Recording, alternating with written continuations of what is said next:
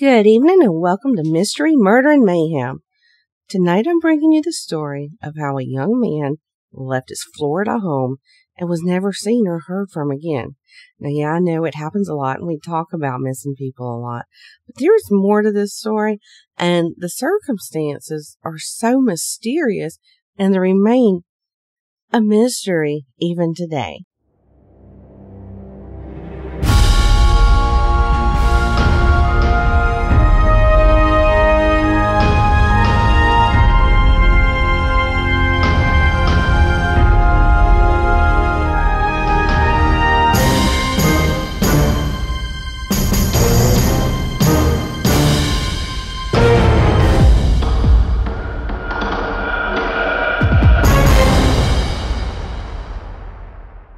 On the morning of January 24th, 1984, Tim Molnar left his family's home. The family thought he was headed out to Embry-Riddle Aeronautical University in Daytona Beach, but he never showed up there. And the last person in the family to see him was his little brother Frank, who Tim dropped off at school before he disappeared. And I'm sure Tim's family thought it was just another normal day and probably didn't even realize that Tim was even missing until that night when he hadn't shown back up after school. Well, that night the family received a phone call, but there was no one there when they answered. All they heard was static. Well, maybe he was trying to call home for help and he got scared. No one really knows. Well, the days turned into weeks, and 2 weeks later is when Tim's parents found out that their credit card had been used to buy gas in Lake City. And when they talked to the attendant there at that gas station, they were told that Tim was traveling alone. And after that, the leads just went cold for several months. But 4 months after he disappeared, the family received a letter from an impound yard in Atlanta, Georgia, saying that the car Tim had been driving had been left in a parking lot for 6 days, so it had been impounded. And those 6 days happened to be the 6 days after he went missing. That parking lot that the car was abandoned in just happened to be for a Greyhound bus terminal. So the Molnars go up to Atlanta to check out the vehicle, and when they got there, they found that he had left behind his driver's license, wallet, credit card, and a few other personal items, and that led them to believe that he had changed his identity. Several high-priced items were missing from his car too, though, like the car stereo, an expensive set of tools that he had, and a bicycle. It should also be noted that he hadn't taken any clothes with him other than what he was wearing when he left the house that day. And get this, he had emptied all but $10 from his bank account.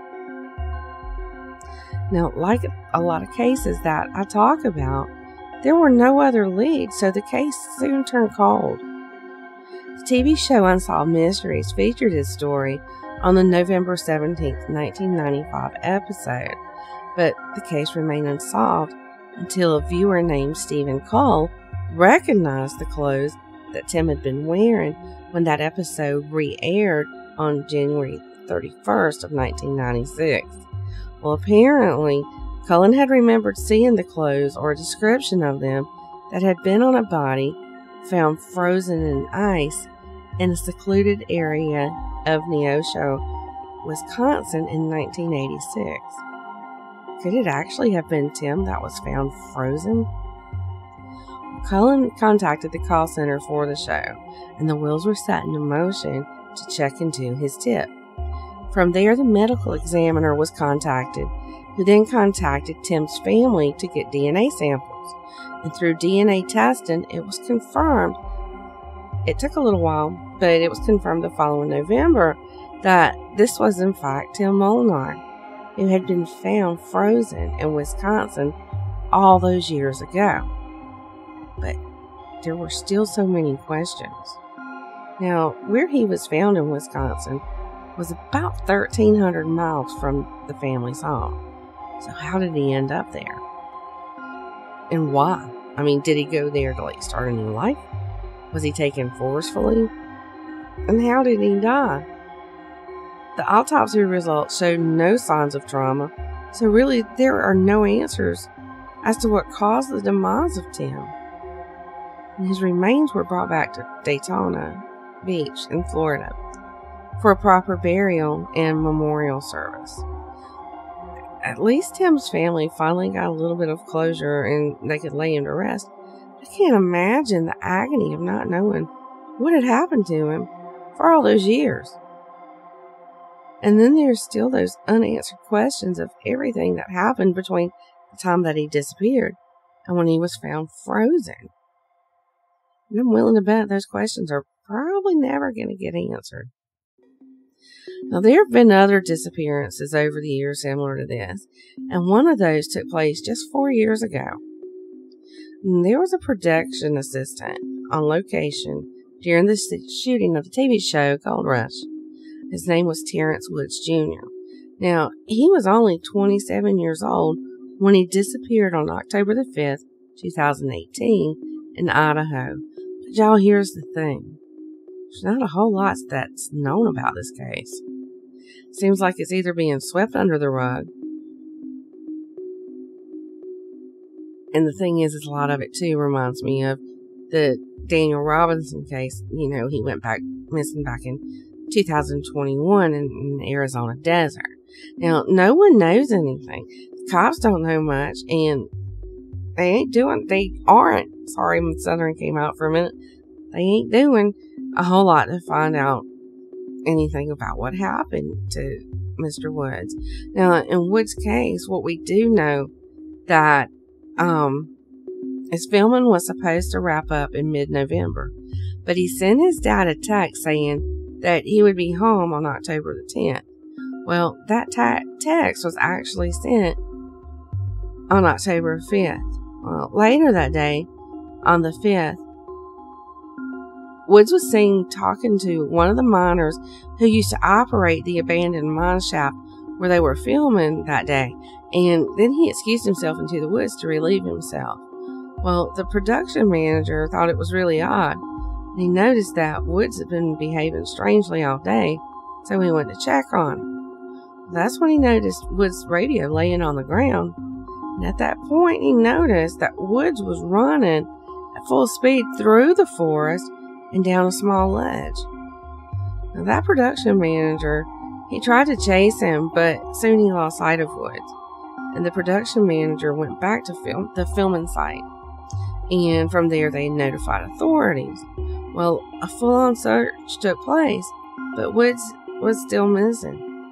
And it's been said that Woods' parents suspect that he vanished because of the way he had been treated while out on that shoot, and there are questions about whether Raw TV, who is like the production company, I guess, that works under Discovery for that show Gold Rush, but they've told everything that they know about the disappearance. Well, the people with Raw deny that Woods was ever mistreated, and the sheriff, Doug Giddings, he was responsible for the investigation into his disappearance. He said that no evidence of wrongdoing on Raw's part has ever been found. Now, it's also known that once Woods reached the base of the cliff, his scent went cold. I mean, maybe he caught a ride with a passing motorist, or maybe he even had a car waiting there for him. You know, that isn't known at all, but it is known that he didn't stop at any of the homes that was located on that road to call for help. So, you know, it just baffles me that how so many people just seemingly disappear into thin air, no trace or anything. And because I mentioned Daniel Robinson earlier, I'll just let you know that there's nothing new that has surfaced in his case. And it's been more than a year since he was last seen leaving his work site in that desert in Arizona. And his Jeep was found later, but there was no trace of Daniel.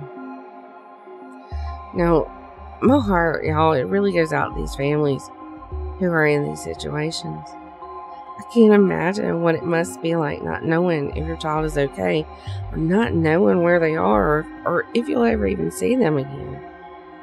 And how can anyone not know something? Like, in any of these cases, somebody's got to know what happened to each of these men, but they're just not talking. I mean, if all it would take is one person to come forward, and I'm sure that these cases would be closed, just somebody say something. Well, y'all, that's really all I have for tonight's episode. And be sure to come back on Friday night for What the Friday. Have a good week, y'all.